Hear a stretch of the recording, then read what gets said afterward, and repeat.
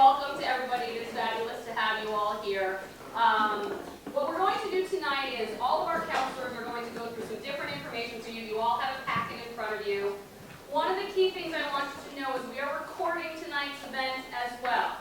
So there's going to be a lot of information presented to you. Some of it might feel a little bit overwhelming. All right, please raise a hand if at any time you have any questions. We'll also stop for questions. But if once you leave, you want to watch it again, or you have questions about different things that we said, it will be up on the website within the next week or so for you to watch. Can I get a raise of hand from those who are here? How many have first-time students heading off to college? Yay! You will survive this, I promise. Okay, you will get through this.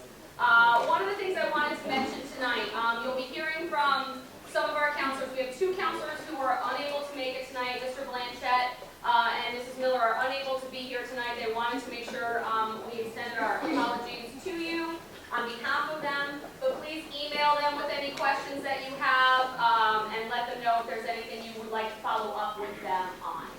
Okay? So before I turn it over to my counselors, one of the things I wanted to talk to you about tonight was, and they will speak more in depth to this, is finding really the right fit to college. The counselors have heard me say, many people have heard me say it before, if I could change one thing about the college process, it would be taking the name of the school off of the college process. So you didn't know the title or the name of the school that you were applying to. Because here in the Northeast, we have the great fortune, but also the added stress of having hundreds upon hundreds of fabulous schools within a 4-hour driving radius to choose from.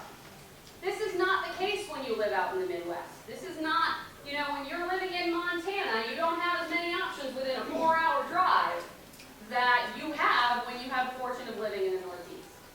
So I ask you, as you're starting this process, really try and think about finding the right programs. They'll be talking about the right fit for school, but try not to get hung up on the name of schools. Okay? Try not to let that be when your friend is saying, or your cousin went to this X school or this Y school. Try not to let that be something that drives you. I know it's super hard, but try to let that not be a key factor. All right? One of the other things I wanted to mention to you is we did our financial aid night a couple of weeks ago. A lot of great information there. The financial aid piece of the college process can be one of the most stressful pieces of the process. If you weren't able to come that night, that video is already up on our website with that presentation, as well as a copy of the presentation that the woman gave, the director of financial aid services at Sacred Heart is the person who presented that evening. Great information, lots of info on there. And can speak far more in depth to, we have the basics of the financial aid process, but they can speak far more in depth to it. All right?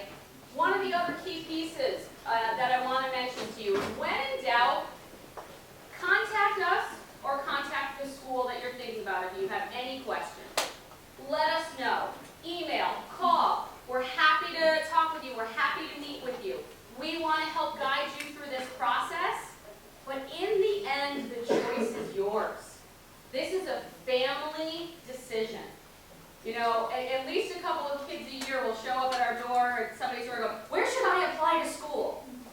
Well, that's kind of a decision that you guys have to make. We can guide you through it. We can help you with the search process and help you come up with some different ideas, but it's really a family decision. Okay?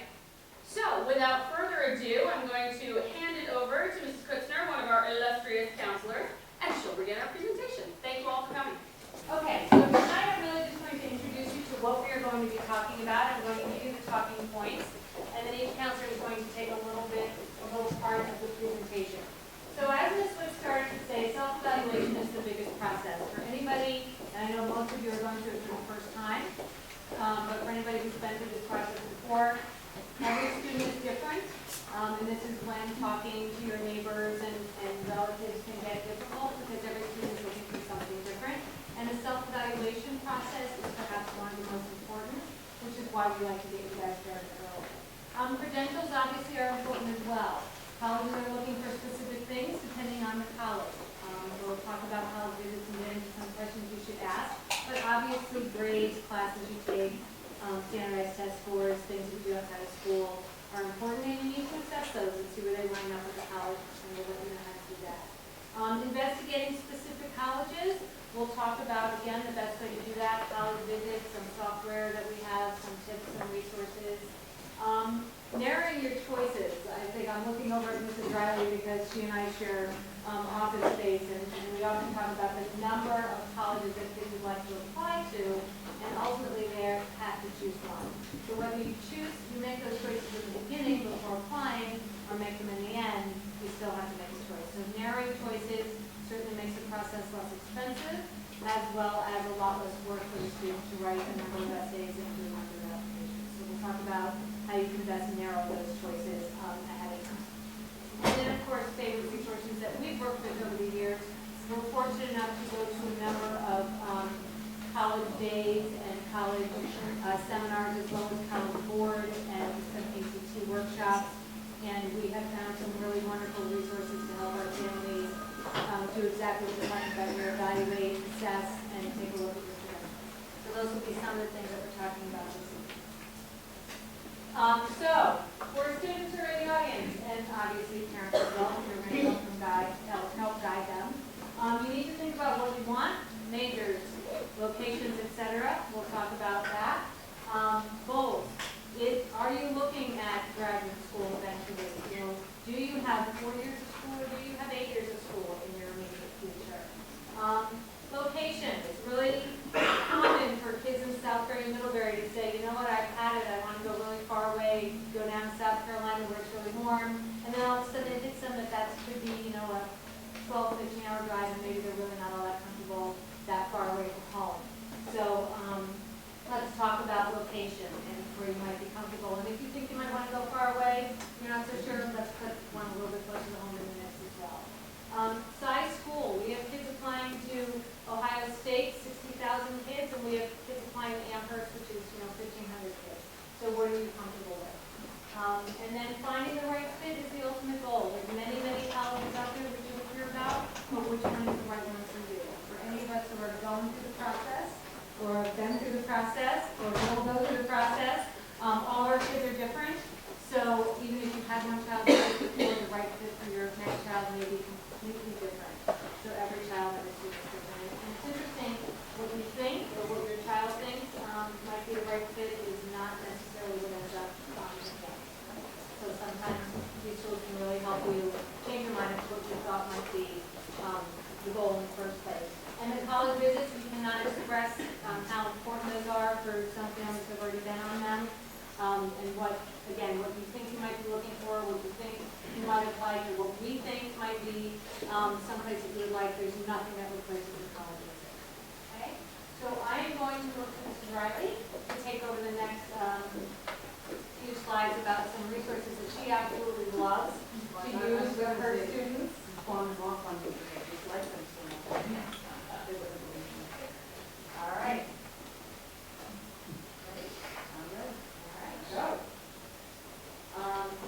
So I tried to phrase this here, and you probably won't get it. You kind of would. Oh, that's right, I don't have the microphone. We did a presentation to our freshmen, Make High School Count. So I kind of intertwined my big future because this site is one of my favorite ones of all the tools, but again, we'll be explaining them, and you'll choose which one is more helpful for yourselves. But my thing is, make high school count so that you will have a big future. And you still have this year and next year, which is going to be just as important as all the other years, not just junior year, and you can't take off senior year or relax in senior year. That's a myth.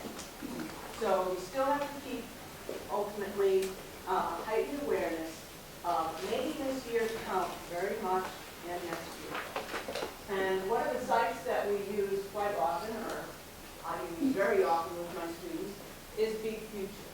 You can access this site by going to Collegeboard, collegeboard.com, and you could actually Google demos, and you can find an overall view of Big Future and how to use it.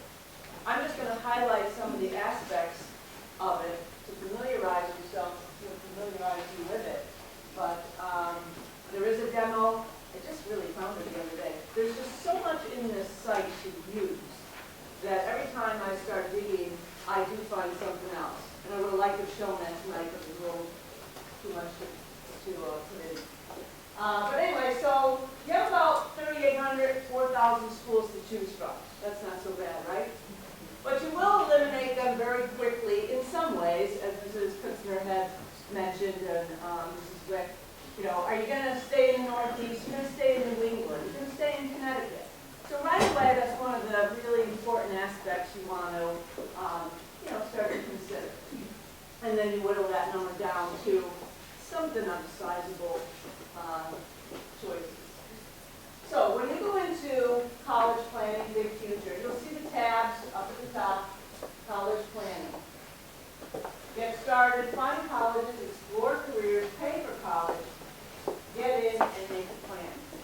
A wealth of information under each one of these. And as Mrs. Kutzner was referring to, knowing yourself, the self-evaluation.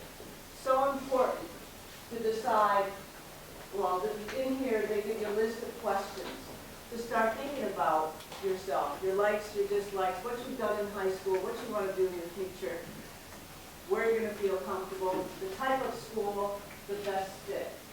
And as you see under here, it says, assess yourself to what you've done in the classroom, what you've done outside of the classroom. All that's very, very important, how that's going to all come together in an application, in an essay, etc. A lot of great resources. The video gallery is one of my favorites because it gives you, let me go back 1 second, it's probably out of order here. As I said before, the 10 questions to discover your future, 6 steps to get the most out of a campus visit, and then here's the video gallery. You can find numbers, there's 12 pages of videos. And those that speak on this video are deans of admissions from colleges, presidents of colleges, high school counselors, students, all types of people, career counselors that give you very brief 2 to 5 minute information on numbers of different topics. One of my favorites is the president at Yale, discussing with parents how many activities should my son or daughter be in. Should there be a lot? Should there be this? And the answer is very simply, whatever your son and daughter is passionate about. What have they done in the past couple of years? Maybe 2 or 3 things that they have followed. You don't have to amass a large number of activities. And that's a question we often deal with here. Finding your college fit. And again, as we mentioned before, very, very important to keep that in mind. Is Harvard your fit? Is Central your fit? Or something in between there? It's very difficult to deal with all the information that is out there in the press. And all the, I got in here, you got in here, or this person went here. We really want to emphasize, what is the best fit? Where's the best place for you to go and get your education? And not kind of succumb to some of the pressures as far as, I have to go to an Ivy. I don't have to go. Do you want to go to one? It's okay to go to a state college in Connecticut. We have excellent schools here in Connecticut. And for economically, it's pretty reasonable for people to attend. So lots and lots of information. Oh, and I did want to make a plug. I almost forgot at the beginning.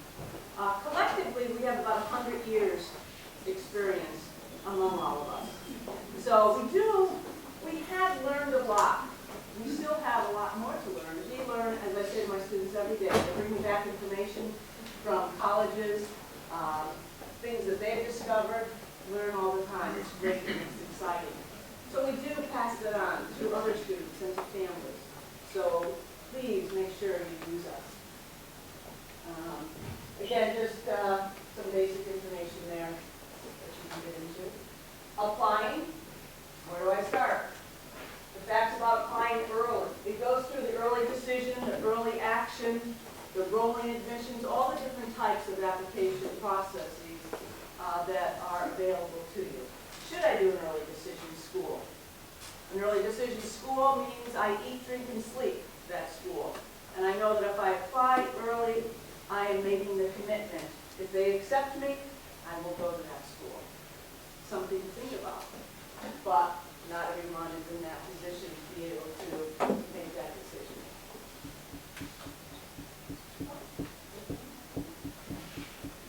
All right, next, who's next? Oh, this is school year is next.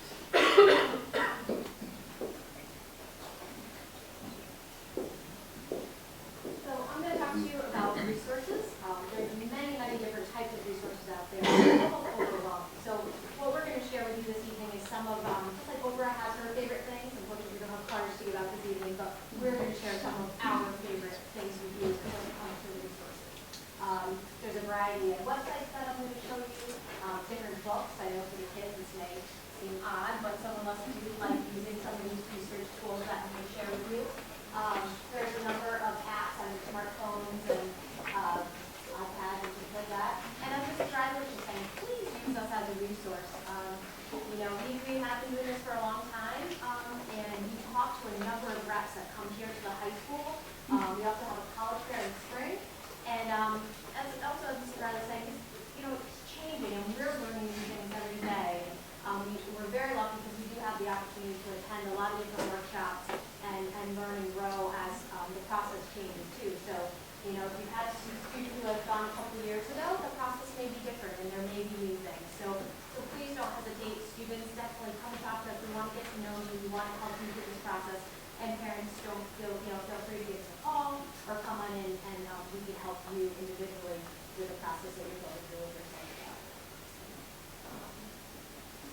So this actually was a new resource we found recently. It's called, the website called College 2 and 2. So I know this is something that I signed up for. So every Monday I get a video clip of a 2-minute different clip, basically. One of the most recent ones were factors to consider when you're in school or working with your school counselor. Most recently too, I've been getting a lot of financial aid tips. One was the 5 most common mistakes that happens when people fill out the FAS before, which you're going to learn about as well. So it's really neat. It doesn't take a lot of time. I just get an email once a week and I can check out what that is. So something that, again, it doesn't spend a lot of time, but something to check out. That's become one of my favorite resources. There's a website called collegesreach.com. It used to be called College Prowler. And what I like about this is ratings for the student by the student. So you get a very subjective view about the college. I kind of see this as, I remember way back when I went to look at schools, my dad would ask students on campus different questions, like how's the food, or what do you do on the weekends. I remember being very embarrassed at the time, but that's where we got some real good information. When you go on tours, the tour guide's job is to, tell you all the great things about the school and, wants to encourage you to attend that school. And so again, that's what I like about this website, because there's all different reviews by the students, by parents. There's a report card for different things in terms of the academics. There's admissions information, stats, student reviews. You can compare schools, do searches. And again, there's a lot of sites that you're going to find do the same thing, but you just have to find the one that you like best. So here's a little screenshot. Again, I had done a search after talking to student education. I was able to put a range of SAT scores in, location, so I put a couple of New England, some of the New England states in there. And what I like about this, right off the bat, it tells me the price. It tells me the average SAT range and ACT range, the number of students out of 10. I can add colleges to my list. You can do this, multiple different types of searches. So this I found to be a very good resource. Another great resource that actually is new to me as well that I've been using is College Express. One of my favorite things, again, you can use searches, you can look at scholarships on here, similar to the other program I just showed you. But one of the things I like best is its listings and rankings. So there's always different lists. Like, for example, if you really want to go to a school where, football is huge and, sports rule, there's a list of colleges where sports rule. 10 colleges that Greek like is right. So in addition to that, though, there's a number of academic listings and rankings. Schools that are known for business programs, you know, and so on and so forth. There's a whole link for athletics. So I was doing a list the other day, so they're a very common list. So had a student who was looking into baseball, and there was a list of D1 schools, D2 schools, and D3 schools that were known to draw kids in because of their baseball program. I also found on there that there's women's badminton, and there's lists for that. So if you play a unique instrument, there's all sorts of neat lists and rankings on there. So I find, you know, you can spend a lot of time on there as well. Collegeboard. So Mrs. Riley, her favorite big future, is part of the Collegeboard. So collegeboard.org is definitely a website that you're going to want to become very familiar with. It's very comprehensive. It has all the stuff in regards to the big future on there, where you can do all the searches and stuff like that. The other great thing that you can do on Collegeboard is there's something called My College Quick Start. So I'm going to back up a little bit. All of our students juniors took the PSATs back in October. So those scores are going to be coming back shortly. They usually come back the second to third week in December. And so those scores, well, last year the way that you guys actually got the scores first if you signed up for a Collegeboard account. So that's something that you all can do right now. Oh, not right now, but when you get home, you can sign up for a Collegeboard account. And you may be able to get those scores for a week. We also get copies of those scores, and then we meet with our students in groups and we go over those scores. So when we get those scores back, we always, the students often look at the scores and they put them in a drawer when we give them copies, or again, it's the score that you hang on to. But what My College Quick Start does, it helps you go through and analyze your score. So, and that's, you gotta remember that the PSAT is a practice. So the point of the PSAT was to see where your strengths lie and what you need to work on for the actual SAT. So My College Quick Start can guide students through that. When students get back their scores, they get back an access code, and that's how they can connect with My College Quick Start. So you can't do it quite yet, but once the scores come in, you can do that. The other big huge thing that Collegeboard has done in the last couple of years has they've connected with Khan Academy. So some of you guys may be familiar with this because students use this for all different things. You know, if you need help with math, there's great tools on there. So if you need help with SATs, what's really awesome is you can also connect your PSATs to Khan Academy. And what they will do is they will personalize a prep, basically a prep course, a free, this is good, it's free prep course essentially for your son or daughter to follow. I'm sorry guys, I know it's not fun to do that, but there's a lot of practice tests on here. You can take a different practice SAT, and you can have it scored through Khan Academy. So there's some really, really great things through Collegeboard. And then most importantly too, colleges, through Collegeboard, that's how students sign up for the actual SAT. So when students took the PSAT here in school, there was no need for students to sign up. They came here, they took the PSAT here at school, but for the SAT, they will be taking that. We don't give that here at the high school. You will need to go onto Collegeboard, look at the various dates in which it's going to be offered. Along those lines, when it comes to SAT, so we recommend that our juniors take SATs usually spring of their junior year. We have some students who may take it twice their junior year, so some that may take it in March and June, and then maybe one more time in fall of their senior year. So again, Collegeboard is going to be where you sign up to do all that. So a lot of great things that you can do on Collegeboard. So going back to these books, I know this is actually, I start with these books sometimes with my students. We have individual junior meetings in spring, in really winter and spring of junior year. If I have a student that knows what they want to major in, there's two books that I go to. First of all, it's okay if you're sitting here as a student or for parents if your son or daughter does not know what they want to do. If they do, it certainly does help to narrow down your search. You know, we have many seniors that still don't know what they want to do at this point, which is okay. But maybe if you have a certain, maybe if you're interested in education or business or both, you want to find a school that perhaps has both. So this is the RUGS recommendation book. We have these in our Career Center as well as for students if they come see us. So if a student was interested in nursing, for example, I will make copies for students. They list all the nursing programs across the country that are most selective, very selective, and select. And so they do this for each, for economics, for business, for education. Some of the smaller majors, there are smaller lists. There's like women's studies and things where you'll find a much smaller list. But again, a great springboard to begin your search that you can find colleges that have your major. Also along the lines, I have an outdated copy, but I know Mrs. Melville in the Career Center has a 2016 copy of the Book of Majors. So this list is similar to the RUGS book, but this lists it by state. So if you know you want to stay in Connecticut, or you have your heart set on going to Virginia, you can look up the major and it's listed by state. So same type of thing. Two of my other favorite books. One is this atlas. So we as counselors are probably most familiar with the schools in the Northeast because that tends to be the Northeast and also the Mid-Atlantic and a little bit into the South. But I know when I have kids interested in Colorado and Arizona, I have some knowledge about those schools, but not as much. California, for example. So if a student is interested in California, if they are interested, I know it's hard to get to students, but for example, if you're interested in the San Francisco area, San Diego, they give you a list of all the schools in a certain area. Or if you're going on vacation somewhere, you can again, maybe if you're interested in a certain area, it will give you some ideas of other schools in that area.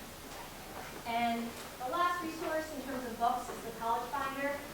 It's very similar to that list that I was shown before that you can find online. But this is all like thousands of lists of, like for example, colleges for students who are interested in game design, colleges with strength and men's volleyball. I mean, pages and pages of different types of lists, which also can be very helpful.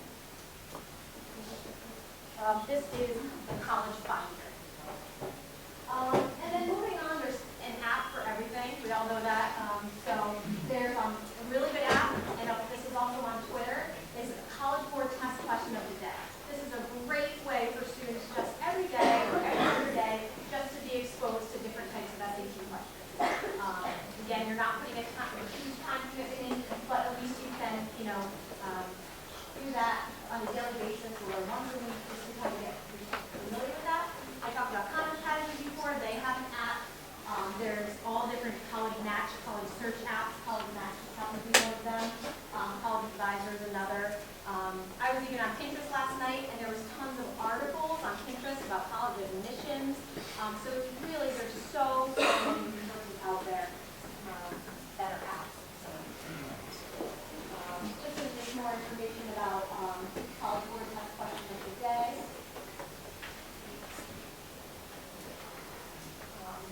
And then another really great resource is a website called fairtest.org. So there are a number of colleges and universities now that do not require standardized test scores. Like Holy Cross, Providence, even some of our Connecticut state schools do not necessarily require test scores, which means they are solely looking at your GPA, and they will not make their admissions, don't need to make their admissions decision based on your standardized test score. So if you're somebody who's done very well academically, but for whatever reason has struggled with SATs or ACTs, there's a great list. There's probably at least 500 schools that do not require it. So you can look by state or you can look alphabetically. Just be careful because sometimes there are some restrictions depending on the school, but this is a great resource for people who are looking for test options. And I'm going to turn it over to Mr. Meyer. I have to say, that was very well done. I didn't realize how many slides now. But how? You're good. Good evening, how is everybody? This is the fun part, not the other part's not fun. This is the fun part though, because it's the website that we have all of our data, all of our students, all of our past students, and how they got in, when they got in, whether they were waitlisted, whether they were denied, whether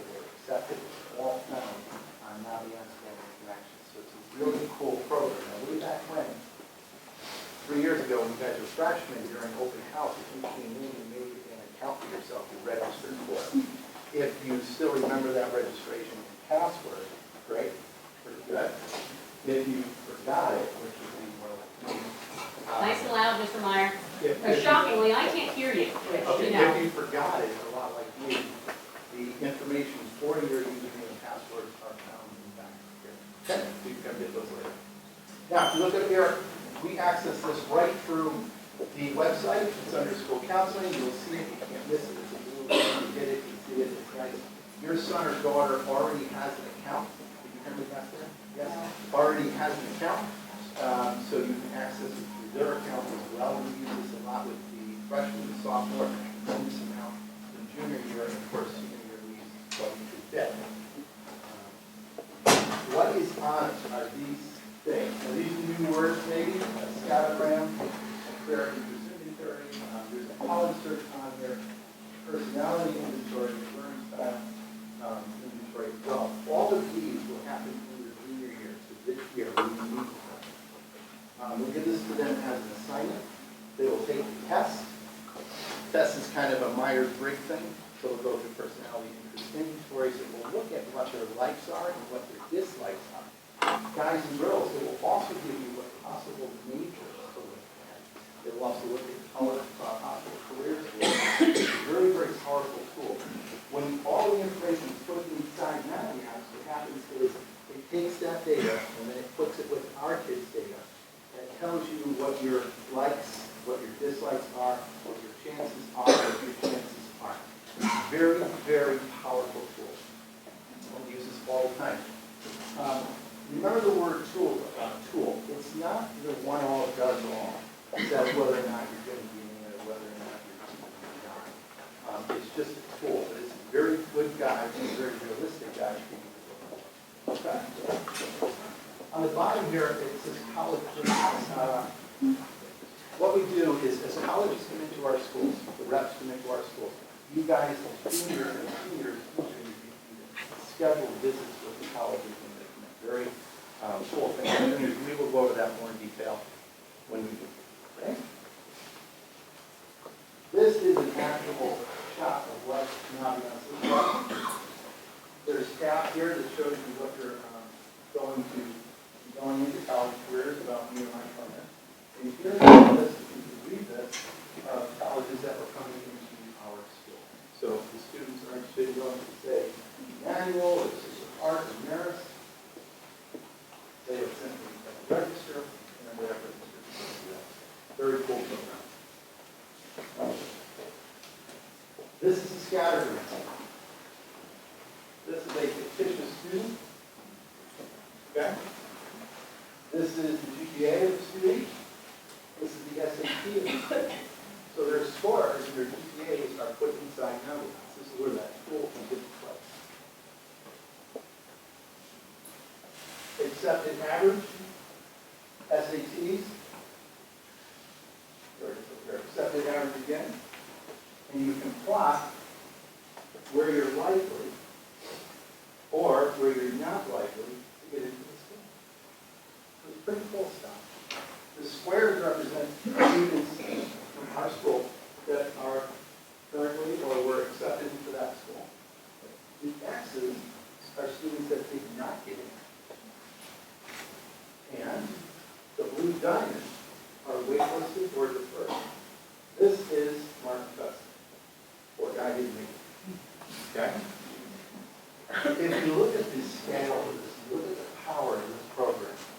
When you are going through looking at schools, and you know, early in the program you heard about maybe Ivy League or big schools, this will really give you a good idea of what you're looking at, what you're looking for.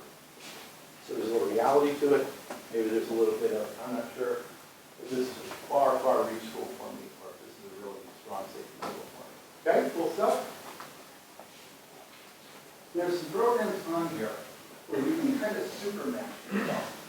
You put your scores in, you look at schools, you put in parts of things that you like schools, parts of things you don't like about schools, and you're looking at comparing yourself. The list of schools that maybe you're interested in are accepted rates,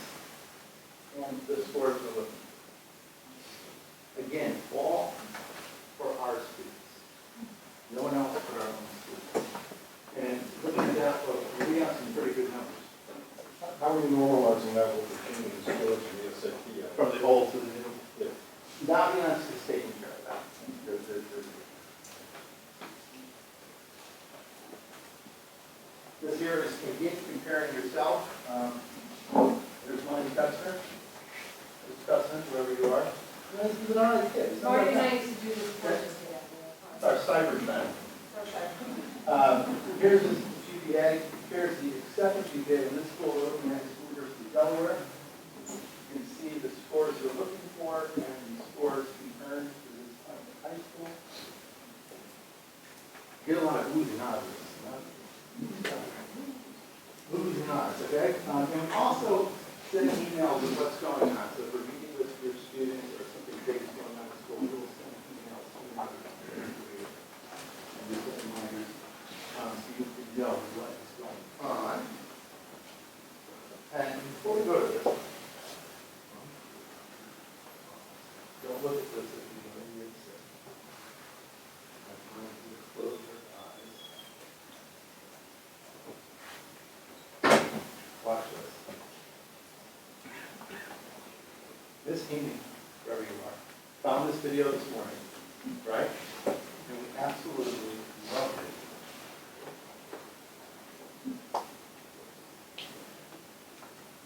Of course, there's no sound. The applications are in, but the answers still weeks away. So how do schools decide who gets in and who misses the cut? Today got an exclusive peek at what happens behind closed. Student, I like some sort of compelling opportunity. Decide a student's future. Right. Don't think we should deny them. Iowa, 2 admissions officers read an application. Their comments are shared. To even go with the denial. This is, were you reading this for 3 a.m.? Then the application is parsed. Grades and scores are scrutinized. His SAT 2 in history was a 750, so that doesn't make sense in your getting C's. Essays evaluated. As I say, really kind of spoke to his willingness to step out and try new things. Comparisons made. She's far and away the lowest in the group, which probably ends it for her. Extracurriculars weighed. Why should we treat a musician differently from the way we treat an athlete? And finally, a vote. Who would be in favor of a wait list? Okay, Quinn, you're still sticking to your denial. I stick to it. Well, sorry, you're outvoted. Seth Allen is Grinnell's Dean of Admission and Financial Aid. I would love to say that the admission process is a very straightforward process where every student is considered on their own merits. But that simply isn't true. The process is highly subjective. Yeah. Which means the pros and cons of a candidate are sometimes debated. That's a great example of an essay. I mean, it tells us a lot about the student. Well, but I guess I would take a contrarian perspective. He's talking about how much he's changed, but do you really see that in the evidence of his application? For me, the issue is more of the transcript coupled with the late extracurricular involvement. He's at a school and in an area where we'd probably like to have some more kids. People can be very persuasive. If someone provides a rationale that you hadn't thought of, they raise issues that you hadn't really considered, your mind can change. Who would be in favor of admitting? 1, Tina, okay.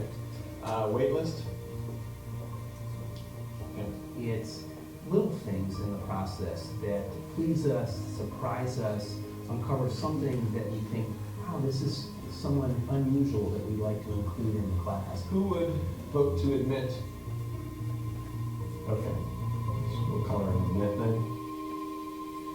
And we want to thank Grinnell College for its cooperation. Chuck Steinberg is the New York Times national education correspondent and moderator of its blog, The Choice. Jock, good morning to you. I got nervous just watching that. It took me back to when I was a senior in high school because you never do get over that feeling. And is that the way the application process works pretty much at all schools across the board? Yeah, Grinnell uses a template that exists at about 50 or so highly selective schools that, deny probably more students than they accept. And it's a very, very involved process where there's scrutiny of every sort of aspect. But they said something there that might make students feel a little better about the process in the sense that it is subjective. It's really not a referendum so much on the kid as it is maybe what the college needs at that particular moment.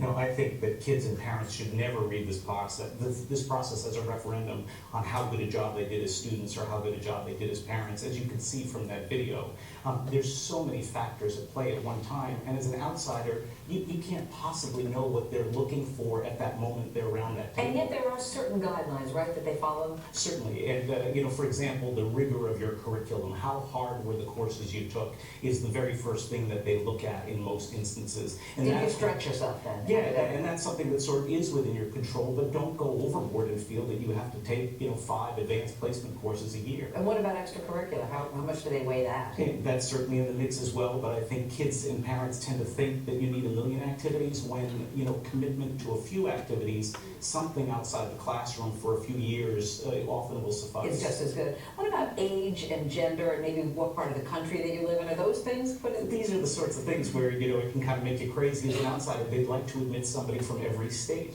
So if you're lucky enough to be the kid applying from North Dakota, that might give you an edge. But gender is certainly important. They're very upfront about the fact that racial and socioeconomic diversity is important. How, as an outsider, could you possibly figure out whether you're going to get it or not? Exactly, but the essay, again, you're listening to those folks in that room, is so important. And then for one kid, it worked against the child, actually, the essay, because it didn't match with what they were looking at in the transcript. But again, you can't know what they're looking for. Right. I think the essay is one of those things that's within your control. How can you come alive as a person in a way your test scores and grades don't make happen? So for a high school junior watching this now, what's the takeaway here? I mean, it's a crazy thought, but if you can't control this process and you can't out-strategize it, maybe it's counterintuitive, but can't you relax a little bit and sort of be yourself and just put yourself out there and let the chips fall where they may? Well, easier said than done, but hopefully this will calm some kids down. John, thank you so much. Thank you. Things to do. So, things that you're back on. No, you're here, so I'm giving you what we learned. Okay. Begin your research. Go to collegeboard.com, create an account, explore for the future. That was what Ms. Riley was talking about. Very, very strong program through the College Board. You have to sign up for it anyway, guys, girls. It's where your SAT's on. So you have to do this. Super strong program. The practice every day, test question of the day, very strong setup again. Some of it is easy. Sometimes you get questions, you can get right through it. Some of them are absolutely ridiculously like, forget it, there's no way you can do it. But very fun anyway. Do a college search, please. Naviance, parents, don't forget to take your IDs home and start going through it. It's kind of fun. Grab an iPad, put some headphones on. It's actually not that bad.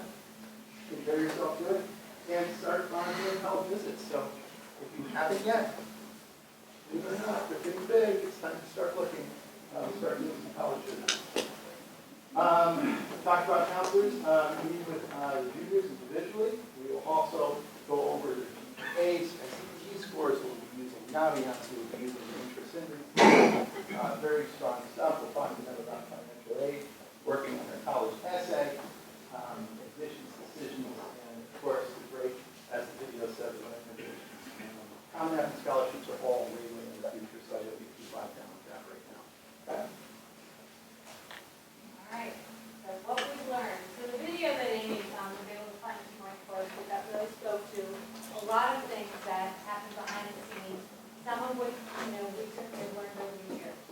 So as we're dealing with our seniors right now, every day we say something like, oh, we have to remember to tell the juniors something. And this is a list that we put together.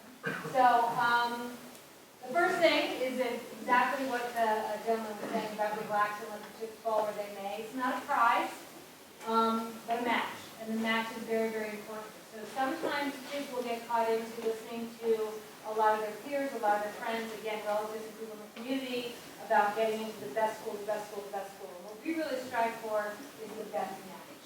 Because that's very, very important to be what makes your child happy.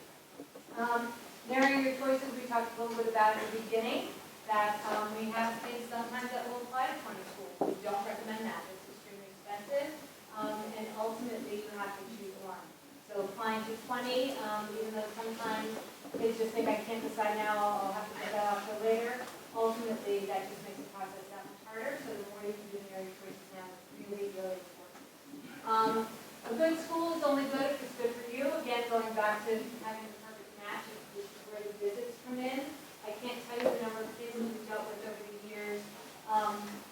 thought they were really low school and got to the campus and didn't want to get out of the car, or whose parents thought that, you know, I found the perfect school for you, I think this is going to be great, I think you're going to love it, and the kid's like, yeah, not for me. And then, of course, the opposite happens as well. So it's a good fit, only a good fit for you. So the campus visits that we recommend, and this is sort of a little line that we like, is if you buy a Congress, you can try on, or buy a car back test driving it. We know you can't get everywhere. We know if you're applying to California schools or different schools in the Midwest, you can't always get there for a visit. And if they look great on paper and they look like they're going to fit, by all means apply, and if you get in, you can go visit afterwards. But again, for these guys, that atlas that Amy was talking about, if you're going on vacation, or if you think that you're going to go see a school in Pennsylvania, what other schools can you go on the way? Very, very, very helpful. Go to my next slide. Okay. We have a wonderful process that we went through with the current seniors at the beginning of the year, which we will touch upon with the juniors when we meet with them individually starting in the winter moving on into the spring, about the college process and all the forms that are due and everything that is necessary to get everything that you need to be evaluated by college in place at the right time. The goal of it, of course, being the application and the payment from the family, but the transcript and letters of recommendation and all the supporting materials from the high school. The most important thing we tell kids that is sometimes, unfortunately, the first time that they realize this, deadlines are true deadlines. There is no such thing as a late college application, and certainly no such thing as a late financial aid application. If you apply a day after the deadline, you are not part of the application pool. The same thing with financial aid. If you miss a deadline, you will not be considered for financial aid. So next year, when we go over the process with our students, we will put something online for families as well. We're really proud of the way we have fine-tuned things around here to make sure that everything gets to where it needs to be. So, most important thing for you guys to do at home is to keep mind of those deadlines. The Common App, for those families who haven't been through this before, is a really great tool where you fill out one application that is accepted at over 500 schools, almost 600 I think now. So you fill out one application that is sent to schools who like to apply. Some of the upper level schools will want some additional information, but it's really great rather than having to put their name and address and put them in. Recommendations and essays is something that we will talk about next year, but often recommendations come from junior year teachers. With deadlines coming up earlier and earlier each year, especially for the schools that exist in the South, sometimes we even have an October 15th deadline. Senior teachers don't really get to know these very well, even to enable them to write a letter of recommendation. So often students are using their juniors and their teachers. So start thinking this year, guys, students, about teachers that know you well. Not only the teacher that you get an easy A in the class, but a teacher who knows you as a learner really well. The teacher recommendations talk specifically about students in the classroom, their strengths, their weaknesses, how they deal with something in the class, adversity if they're not doing well, how they try to get better and get a better grade or work harder, how they get along with their peers, how they might be a group, how they might be a leader in the classroom. So start thinking about that when you're in your classes now. Who really knows you as a learner? And then the counselors write a recommendation that's a very different picture, not necessarily as a student specific to a class, but the student as a whole. The essays, we have a wonderful English department that works through senior English with the students on an essay. If a student is taking Asian literature, that unit is not done, but they will start to write an essay, and their teachers will look that over for them. And the essay prompts for the common application, and most all schools are available online after July of this year. So the 17-18 school year, the prompts will be online in the summer if kids want to start with the summer. And then, as I think everybody has said so far, we can help. We've done this for a long, long time. Please come and ask us questions. We hear a lot throughout the day from parents and students, and the sentence will always start, well, I heard, or someone told me, or there's a lot of information out there that gets skewed after it's heard 3 or 4 times. So please come and ask. We will be happy to walk you guys through the process as well. Okay, so questions. I think we're going to turn over to kind of everybody. Yes. Individual meetings with students, do they make those appointments, or do you call We will. Parents can come if you'd like. They're usually during a student-free period. We count credits, we go over all sorts of things individually, because obviously it's very individual per student. But we'll let you know, we'll let your students know the track. Mrs. Cook, now since we have a number of new families, or families the first time, would you mind spending a few minutes just talking about the difference between early action, early decision, when that is a good idea, kind of regular missions, that piece? This is something that we will go over with the seniors this year, because that gets a little confusing too. Early decision is something that's extremely rare for our students and for families. It means that you're applying early to school, which means you will know earlier if you get in. Usually the deadlines for early decision schools are November 1st and November 15th, and you know usually at the end. Early decision, however, is a commitment.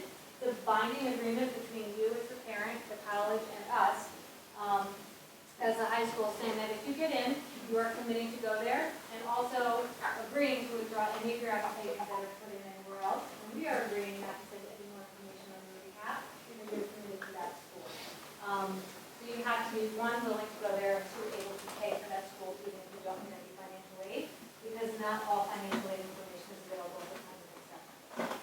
Consequently, a lot of our students, because that's a big commitment, would rather do and often do early action, which is a similar timeline, November 1st, November 15th deadline to apply, and a December notification date where you know that you've gotten in early, but you're not committed to anything. So you've been acted upon early, but you can still continue to apply, and then ultimately find out where you're going, and then financially have to kind of follow suit. And then regular decision, which students just, it's the way it used to be, but often if a student doesn't apply early, they get very nervous because all their friends are hearing. But regular decision is perfectly acceptable, and sometimes the better choice for students where they're going to apply between January and February. They'll hear absolutely by April 1st whether or not they've been accepted or not, and they have to make a decision by May 1st as to where they're attended. But sometimes that process for kids can seem long because a lot of their friends are close.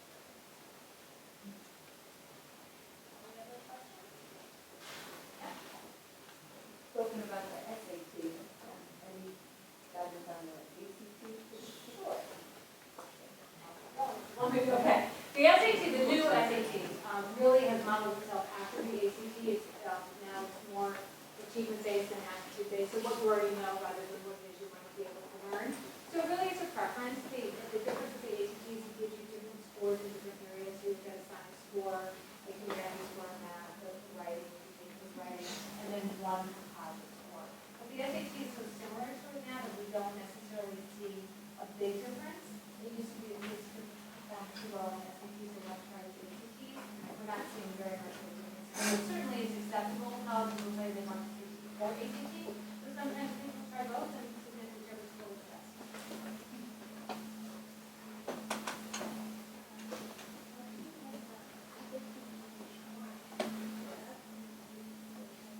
It can be. I think I'm going to actually ask Mr. weigh in on this. The SAT taken in March can be used for colleges. Absolutely 100%. The SAT in March can be used for colleges. It does not include the essay. And one of the questions that has come up, just please keep in mind, it is handled like a typical SAT score. You still need to request to send it. We do not automatically send it even though it is a state test. But it absolutely can be used for college entrance. Some kids have opted out because they didn't want a score reported. Is that true to the SAT, to the College Board? It is true. We actually, last year we only had a couple of kids opt out, and I think the main reason they opted out of it last year is because it was that first generation, the first time kids were taking it, they were a little bit, nervous about, having that out there. Yeah, I think we only had 2 who chose not to, so it's not super common, but that is an option. Since we are requiring you to take it from a state testing, that's our state test, so we're requiring of our juniors that they take it.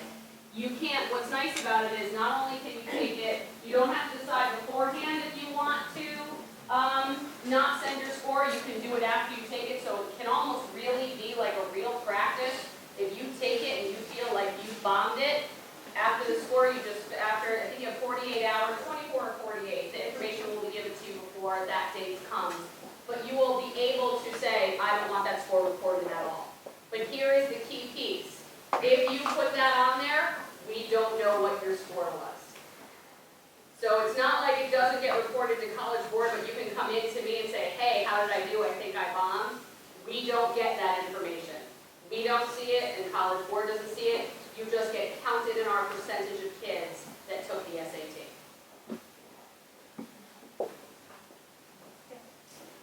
With respect to early action and regular process, are you disadvantaged in any way? Are there two different pools of applicants that you're competing against? Right, it's a great question. Sometimes you'll see that colleges will say a higher percentage of students will get an early action. And the truth is that it's a statistic, and you can look at that anyway. Less students will apply early, so the statistics of students get down higher. An advantage or disadvantage really depends on the student. It's to your advantage to apply early if you are a really solid student. You have good SAT scores, you have good grades, and you're likely to get in. If you're on the edge of getting in, and you apply early, you might not want to do that, but that might not be to your advantage, because you might want to wait for first quarter grades to come in as a senior, because maybe you need to show a little bit more strength. You might want to take the SATs again and show a little bit more strength. However, having said that, that doesn't mean that if you apply early and you don't get in, that they will not move you to a regular applicant. So again, that's sort of a school by school, student by student. But if you're a solid student with all the criteria, and you look really good on paper for that school, it's probably the priority is just as good for you. I just want to go back to something that you were saying about the score, Yes. March score. So, and if I missed this, I apologize. Nope. You mentioned that if we say, nope, I'm afraid of what the score could be, and say, okay, the school doesn't get it, does that mean that the student doesn't get it either? You know, that's always one of those unsure things. Okay. And last year was the first year it was our state test. So the only thing I can guarantee is I know I can't see it. I don't believe the students get to see it either, because I had students come to me and say, I canceled my scores, do you know what they were? And I was like, nope. Now, whether that changes this year, because again, new process, new ongoing, but yeah. So that's one of those not 100% sure, but yeah, I don't think they get it either, because College Board doesn't report it on their portal. Because if they reported it on their portal, it would have to be there when when you send all your scores. So I believe they don't. It's just like you just get credit for taking it. Yeah. That's something to keep in mind too when it comes to scores and students worrying about a lower score. You're going to take it multiple times. And feedback from colleges is, we'd like to see that progression. And it may not always be a progression. They'd like to see them all, and they should take that into consideration, the effort that you're putting forth when you take your SAT. Yes. So, and remember, they're super scoring. They're going to take the higher, and combine. So, I think we feel it's too much to your advantage. I agree. The couple of, again, I had a couple of people cancel last year. It was really more that it was the first time that they were taking something and weren't quite sure about what the new SAT was going to look like. And then I think I had someone else cancel because they thought they misnumbered. They got to the end, they're like, wait, I'm off a number here. And so they were like, let's just cancel this, because I think that's gonna work out well for me. Yes? What are the numbers now? Well, it's the same. Now it's not of the 2,400 though, because the essay is scored now completely differently. The essay is not included. It's a 1,600 score. Used to have a other whole score put into that with the essay. But the essay, I believe, is now out of 10. Right, it is optional, but I think it's scored out of 10. So like it's its own separate number score that does not at any time now get dumped into that 1,600 score. Mm-hmm.